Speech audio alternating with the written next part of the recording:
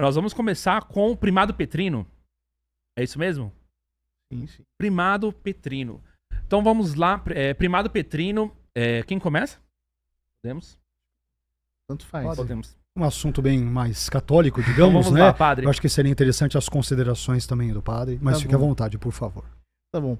Bom, a doutrina do primado petrino é uma doutrina relativamente simples para a Igreja Católica, porque ela consiste em crer que o bispo de Roma ele exerce primado em relação a todos os bispos do mundo, e esse primado não é apenas de honra, mas também um primado de jurisdição. E que no seu exercício ele é assistido pela graça divina, a fim de que possa definir a fé católica quando existe uma controvérsia ou a necessidade de que haja uma definição.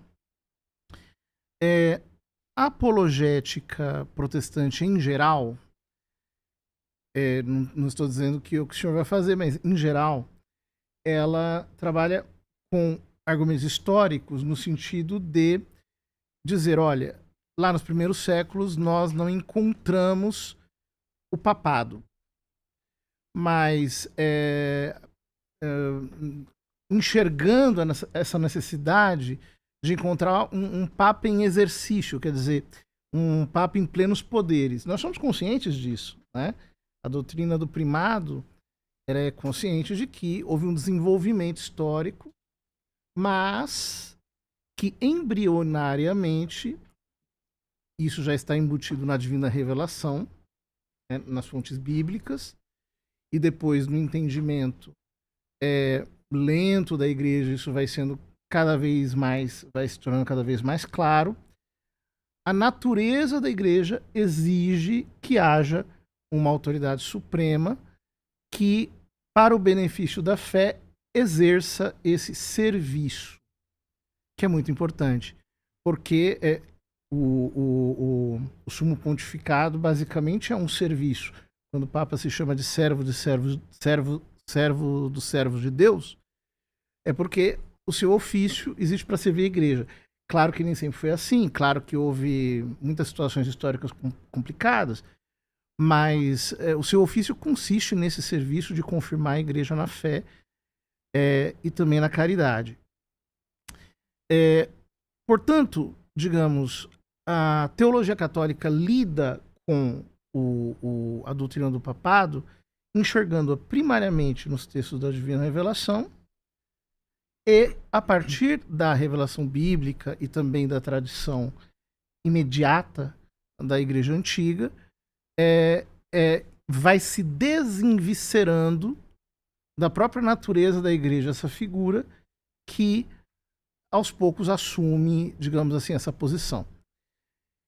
É importante reconhecer que, desde já, quando a gente tenta para desmontar a ideia de um papado precoce, utilizar a necessidade de encontrar um papado em seu pleno exercício nos primeiros séculos, isso é um pouco...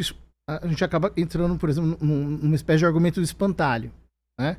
E aí fica fácil, porque se eu preciso encontrar um primaz universal e com plena jurisdição sobre toda a igreja no primeiro século, isso é materialmente impossível. Nós não encontraremos. Mas o que nós encontraremos são os princípios ali estabelecidos que lentamente vão sendo, digamos assim, tornados mais claros. Tanto no exercício, as igrejas antigas recorriam a Roma quando havia alguma controvérsia, quanto do ponto de vista doutrinal. Aos poucos, esse entendimento vai se tornando consensual em toda a igreja. A partir do cisma do Oriente, a gente chama de cisma do Oriente, mas os orientais chamam de cisma do Ocidente, né? Então, a partir desse momento, cria-se também uma dificuldade com a doutrina do primado de jurisdição de uma maneira mais acentuada. Essas dificuldades já vinham surgindo de séculos anteriores, a partir do século VI, de uma maneira mais clara, Mas, quando chega o século XI, então ela chega, digamos assim, ao seu máximo grau de expressão. Os orientais concordam e nunca colocaram em dificuldade a doutrina do primado de honra, mas não o primado de jurisdição. E o primado de jurisdição passa a ser, e também o de honra, passa a ser questionado 1500 anos depois por Lutero, 1500 anos depois do nascimento da igreja.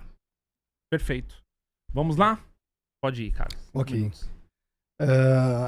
É importante nós frisarmos desde o início, e o padre, de forma bem geral, já deixou mais ou menos claro, que nós vamos partir de perspectivas ou fundamentos, digamos que epistemológicos distintos. O catolicismo, e obviamente se eu estiver depois errado, o padre fique à vontade para me corrigir, ele vai se basear no famoso tripé, que é Sagrada Escritura, Sagrada Tradição e Magistério, enquanto que o protestantismo ele vai se basear no elemento chamado sola Escritura, somente a Escritura. Mas aqui é importante dizer já de antemão que protestantes não têm nenhum problema em seguir a tradição.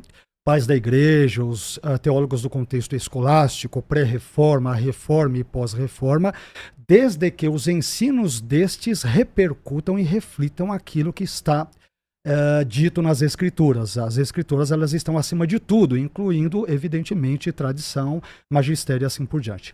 Quanto à fala do padre, mais especificamente sobre Pedro, eu gostaria de começar aqui citando um padre católico norte-americano, que eu tenho certeza que o padre conhece, os queridos amigos católicos também conhecem, que é Raymond Edward Brown, que faleceu agora em 1998, e que ele é considerado um dos maiores biblistas católicos, e que ele escreveu o seguinte sobre o apóstolo Pedro, abre aspas. Uma tradição mais antiga relata que Pedro foi o primeiro bispo de Roma. Isso parece bastante improvável, considerando o que sabemos sobre o cristianismo em Roma. E aí ele vai citar a arqueologia, sepulturas cristãs, ele vai citar Suetônio, ele vai citar alguns outros elementos arqueológicos e históricos, onde ele vai dizer que não faz sentido essa ideia de Pedro ter estado, por exemplo, em Roma, e, portanto, a ideia de um primado de Pedro, a ideia do Papa e tudo, embora o padre tenha destacado muito bem na sua fala, e é importante frisar que isso estava incipiente, não estava plenamente desenvolvido, mas era incipiente e nós temos que ser honestos, né? Mas na continuidade, o Raymond Brown vai dizer o seguinte: a suposição de que quando ele, isto é Pedro, chegou a Roma, presumivelmente na década de 60 depois de Cristo, assumiu o cargo e se tornou o primeiro bispo, representa uma retroprojeção da ordem eclesiástica posterior. Ou seja, você pega uma leitura a posteriori dos pais da igreja, dos primeiros séculos, e você retroage a Pedro. Então quem está dizendo isso é um biblista católico e padre, né? E ele vai dizer o seguinte: nossas evidências sugerem que o surgimento de um bispo único, distinto do colégio de presbíteros e bispos, ocorreu relativamente tarde na igreja romana, talvez somente no segundo século depois de Cristo, evidentemente, ele tem em mente aqui o final do segundo século, e ele vai dizer que líderes como Lino, Cleto e Clemente, vistos ali como primeiros bispos ou papas ou protopapas, vamos assim dizer, conhecidos da igreja romana primitiva, provavelmente foram presbíteros bispos proeminentes, mas não necessariamente bispos monárquicos, ou seja, não adquiriram aquela perspectiva papal que o catolicismo terá um pouco mais adiante. E aí ele vai citar outro estudioso do Papa, das questões católicas, romanas e tudo, que é Daniel William O'Connor, na obra Peter in Rome, ou seja, Pedro em Roma, uma obra de 1970. Ele vai dizer o seguinte: que Pedro tenha fundado a igreja em Roma é extremamente duvidoso, e que ele tenha servido como seu primeiro bispo, como entendemos o termo hoje, tem a ver com aquilo que o padre disse, por sequer um ano, muito menos pelos 25 anos que lhe são atribuídos, é uma tradição infundada que remonta a um ponto não anterior ao século III. Raymond Brown, um padre teólogo católico, citando outro estudioso e anuindo ao seu comentário. E aí ele vai citar várias outras coisas, e eu gostaria apenas de pegar um outro elemento aqui na sequência do pensamento de Brown, onde ele vai dizer o seguinte: há pouco no Novo Testamento que sustente a tese de que Pedro era bispo. exceto pelo fato de que 1 Pedro 5,1 apresenta Pedro falando como um presbítero. E aqui eu gostaria de fazer apenas uma brevíssima correção na fala do Brown, porque na verdade em 1 Pedro 5,1, Pedro se autodenomina em grego presbíteros, em grego, ou seja, copresbítero ou companheiro de presbitério, que é o que quer dizer a palavra grega presbíteros, em meio a outros tantos presbíteros, ou seja, Pedro é apenas mais um dos presbíteros e não o líder de todos eles. E aí o Brown vai terminar dizendo, mas isso significa presbítero bispo ou simplesmente ancião? Ou seja, não dá para sabermos o que Pedro foi. Esta última opção é possível, mesmo que os outros presbíteros a quem Pedro se dirige tenham funções episcopais. E à medida em que nós avançarmos na continuidade, eu tentarei expor mais alguns detalhes a respeito. Perfeito. Vamos Bom, lá? a primeira coisa, vamos falar do Brown. Porque o Raymond Brown, eu leio muito o Brown, o comentário dele a São João Maravilhoso. tem tudo lá dentro, né? Absolutamente. Muito bom, muito bom. E vários livros dele são ótimos. Tudo que ele escreveu, por exemplo, sobre os escritos joaninos é maravilhoso, mas ele é um teólogo liberal. Uhum. Na verdade, ele é um exegeta. E como exegeta, ele não presume o dado da fé.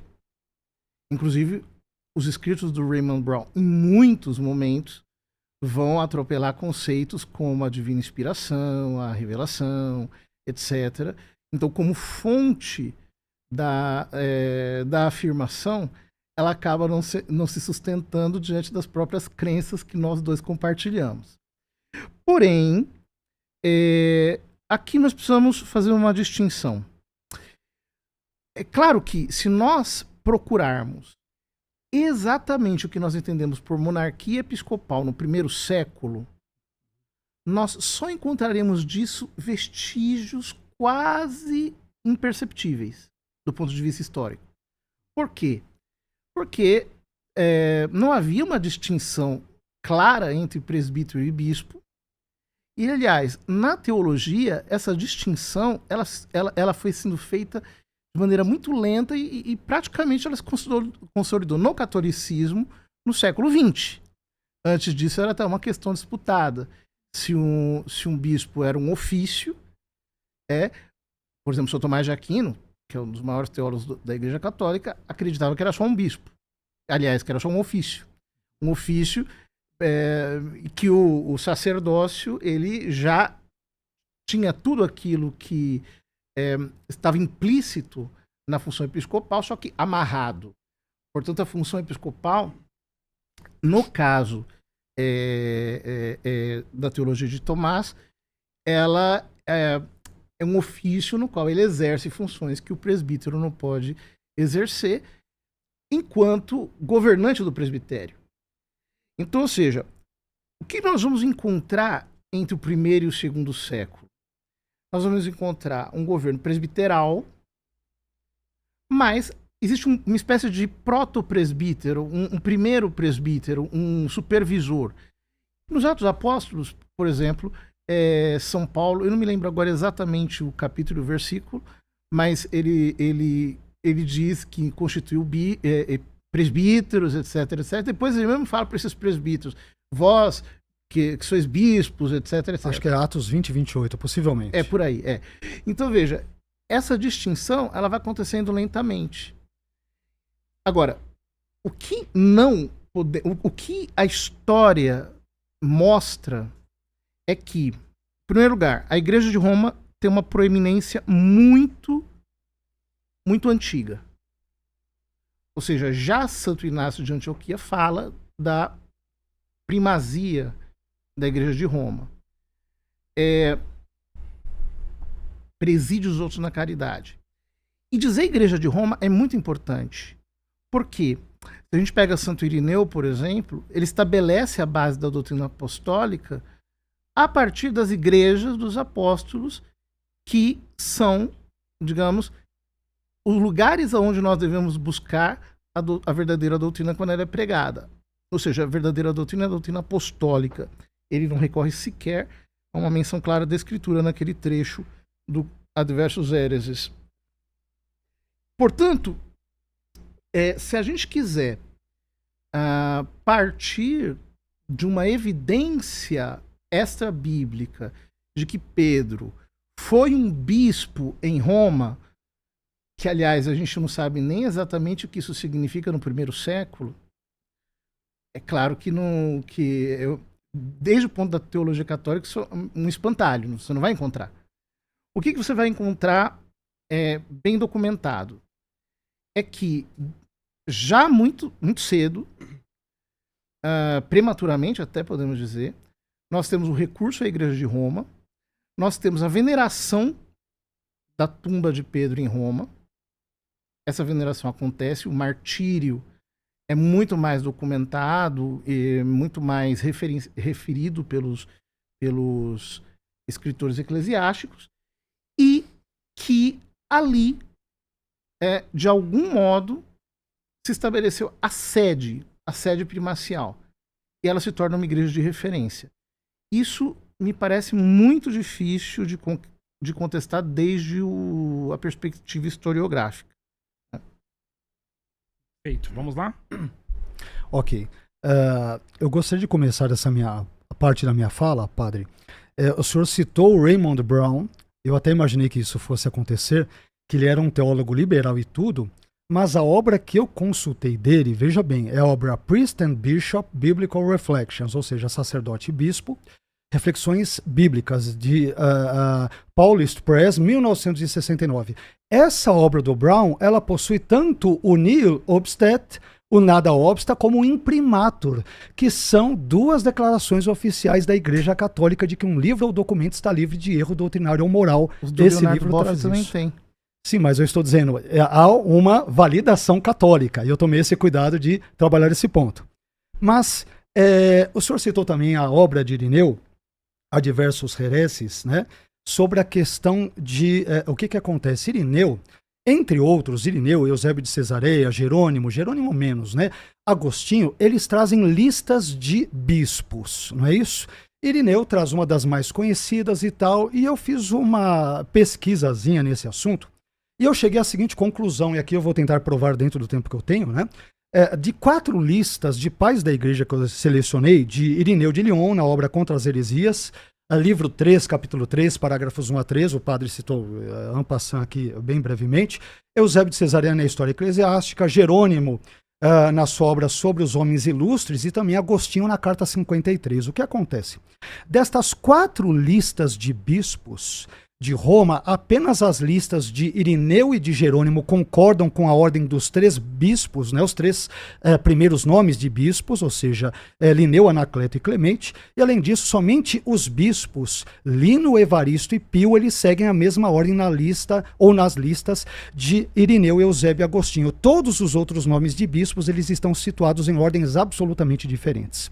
Isso me faz pensar no seguinte: se a tradição ela é inerrante, ela é infalível, o magistério é infalível, estas ordens deveriam ser perfeitas, elas estão todas desconjuntadas. Então, por exemplo, na lista de Irineu, veja bem, nessas listas que eu citei, apenas Lino é que concorda, que seria hipoteticamente o primeiro bispo ou um protopapa após Pedro, né? Isso aparece, por exemplo, nas listas de Irineu, Eusébio, Jerônimo e Agostinho. As 4 trazem Lino primeiro. Ok. As 4, na verdade, Evaristo também será citado em Irineu, será citado em Eusébio e será citado, por exemplo, em Agostinho. E depois Pio também será citado em Irineu, Eusébio e Agostinho. Agora, quanto a isso, as demais situações estão todas em ordens distintas.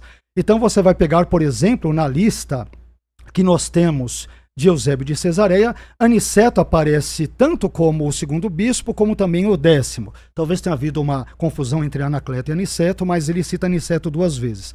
Quando nós vamos, por exemplo, para o 2º nome ou outros tantos nomes, nós vamos ver que Clemente, que aparece em 3º lugar, em 3 das listas ele aparece em 2º lugar na lista de Agostinho. Quando nós vamos pegar Alexandre, ele aparece como o 5º na lista de Irineu e de Eusébio, ele aparece como o 11º na lista de Agostinho. Quando você pega Eleutério, ele é o 12º das listas de Irineu e de Eusébio, ele nem aparece sequer na lista de Agostinho. Então é interessante que Jerônimo, na obra sobre os homens ilustres, capítulo 15, você vai entender alguns detalhes interessantes. Então, segundo as listas de Irineu, Eusébio, Jerônimo e Agostinho, Lino é o segundo depois de Pedro. Mas depois você tem ordens bem distintas. A ordem da lista de Agostinho não concorda com a ordem das listas de Irineu, Eusébio e Jerônimo. Não concorda.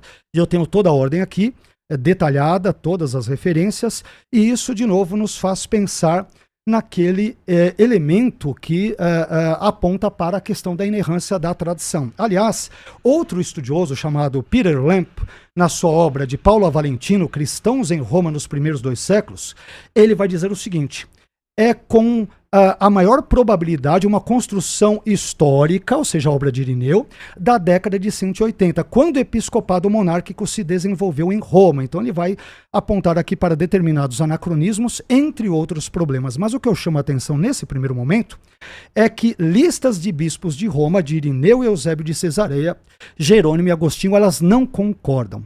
E aí, se a tradição ela tem aquele elemento da inspiração, ou ela é um prolongamento do cânon, ou ela é inspirado, é parte da revelação, ela não deveria ter esses tipos de erros, inconsistências e até mesmo contradições. Bom, primeira coisa é que a noção de tradição na igreja, ela acho que a gente precisa corrigir uma coisa na compreensão do que é tradição na igreja católica. Nós acreditamos que a tradição é fonte da divina revelação, mas ela se encerra com a morte do último apóstolo. A tradição divina, a tradição, ou seja, dominical, aquilo que vem de Cristo, e aquilo que os apóstolos instituíram. O que vem depois disso é tradição eclesiástica. E a tradição eclesiástica não é infalível. E muito menos inerrante. A inerrância é uma das prerrogativas exclusivas da Sagrada Escritura. A tradição, sim, ela é fonte da revelação junto com a Escritura, e o magistério é apenas o intérprete disso. Ele não tem poder de redefinição desses princípios. Bom, listas dos papas. É um problema lexográfico, que nós temos, inclusive, no Novo Testamento. Há discordâncias entre os evangelistas em diversos aspectos. Todas as obras antigas têm discordância lexográfica. Mas uma discrepância, uma discordância lexográfica, neste caso, indica duas coisas. E aqui eu acho que é um argumento a meu favor. Que existe uma preocupação em determinar quem são os bispos de Roma. E se existe essa preocupação, é porque isso é importante muito cedo na vida da igreja. E é claro que vai com os elementos que eles tinham ali naquela época, eles vão ter dificuldades mesmo em fazer a relação completa. Mas eu queria um pouquinho para a Bíblia, já que o tema é teológico, que são os textos básicos em que a Igreja Católica, digamos aqui, ela se fundamenta para falar sobre o primado de Pedro.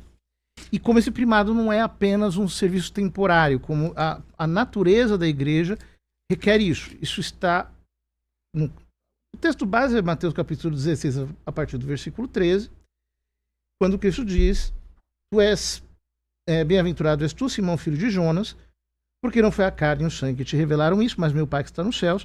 Por isso eu te digo, tu és Pedro. E sobre esta pedra construirei a minha igreja, e as portas do Hades não prevalecerão contra ela. Eu te darei as chaves do reino dos céus. Tudo que ligares na terra será ligado nos céus, e tudo que desligares da terra será desligado nos céus. A menção aqui às portas do Hades, as portas da morte, algumas traduções, o São Jerônimo traduz como porta inferi, né? Portas do inferno, indica a indefectibilidade da igreja, ou seja, a igreja ela vai durar até o fim do mundo. Diferentemente do que os racionalistas, os liberais, inclusive alguns muito queridos pelo Brown, por exemplo, dizem que Jesus ele fundou a igreja para durar até o fim dos tempos. Ele não estabeleceu uma espécie de uma comunidade de livres pensadores que fossem por aí levando simplesmente uma mensagem. E ele mesmo estabelece o primado.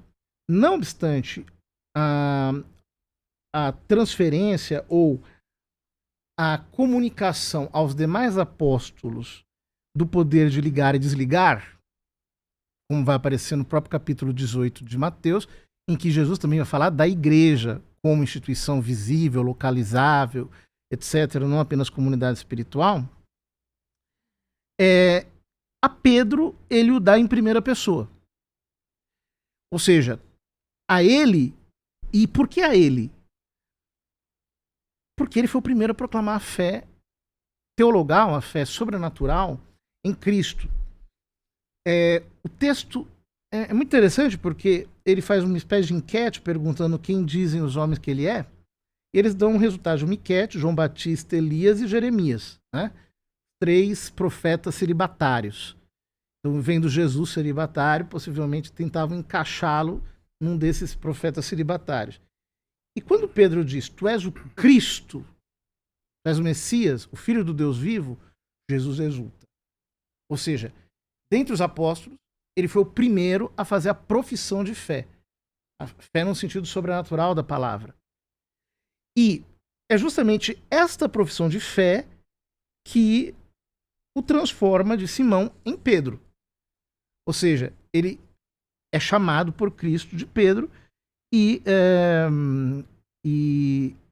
o próprio Cristo diz que ele é a pedra sobre a qual ele construirá a sua igreja.